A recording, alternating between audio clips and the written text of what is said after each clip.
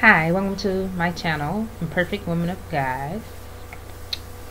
So today I'm going to talk about suffering. I believe suffering molds and makes us who we are as a person, makes us realize that God is all we need. And a lot of people don't want to sacrifice things. They don't want to give up on things that they like doing that are sinful, and they suffer in the midst of doing so, honestly. Sometimes we just suffer due to the fact that we are followers of God, so we all suffer differently. We just do not tell each other, or we do not let people know we are suffering because we don't want to be perceived as weak. You have Job chapter 2 verse 9 through 10 talks about suffering and how we should give praise to God in the midst of suffering and not hate God in the midst of suffering, if that makes sense, or dislike God or get angry at God because things are not going our way, just like death. Or most people will say, oh, God chooses when we die. I'm really not. I mean, yes, you would say that, but then maybe again sometimes not. Sometimes things just happen. But when that person dies and you know in your heart that that person's heart was not with the Lord, or that person lived before they died, like present tense, not past tense. I'm like lived as in like, yes, like living now before they died. Was they living for God or the world? And if that's a no, they were living for the world, it's gonna kind of make you like, oh my God, they might not make it to heaven. And it's, people don't think about these things. They're more like, oh, my auntie's gone, but they're not thinking about, did auntie live right with the Lord? Like, was she really right with the Lord? Or, because some people say they're right with the Lord, but then it's like their actions speak something else, and things like that.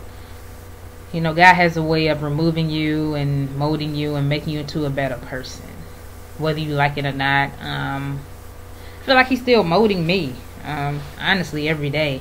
And most people will try to put thumbs down my videos and not like them because it's like I'm so honest, and most people want to hear people talk about the peaches and cream in life. There are always some good, but at the same time you have to recognize that there will be some bad.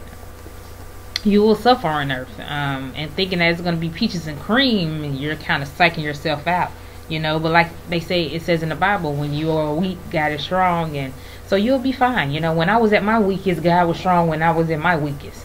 And when I'm still at my weakest, God is going to always be strong when I'm at my weakest, so that I can get back up, when I'm strong and hold my own, if that makes sense. But I can't do it by myself. You got to have God by you. You can't just, I'm going to do it by myself, because I feel like society, again, puts a pressure on you, Don't feel like you're dealing with the suffering by yourself, because then you will find yourself not trusting in God at all. And that's all I have to say about that. Have a blessed day. And God loves us all. And we all are human beings just trying to make it in life. And there's so much chaos going on in this world. A lot of suffering, a lot of killings. And don't be afraid. Be more prepared to go to heaven, if that makes sense. Be prepared. Don't be afraid. It's okay if you are, though, but in the midst of being afraid, get prepared, so that just in case if something does bad happen, or you get shot or stabbed, or it's this craziness going on. That's all I can say about that. But don't be afraid. And if you are afraid, it's okay. I get it. You're human. Like, oh my God, they're gonna kill me. Ugh. People just coming in the house, shooting people in their house. And this is and again, the craziest part, in the midst of the suffering, the man that did die in his house, going to church and singing for the Lord, he's good. I believe he's going to heaven. So why is people making it about a race thing and making it into something that it shouldn't even be? It should be more of a, he's making it to heaven. And that people want her to be punished, and people want her to get hurt. People want her to suffer. And that's evil and that's hateful. You do not want to become one of those people that wish bad on others, if that makes sense. You should be praying and hoping that maybe one day she'll realize she's wrong. She was crying, so I think it's a part of her that feels bad for what she has done. So she's already suffering. So keep trying to push more suffering on her.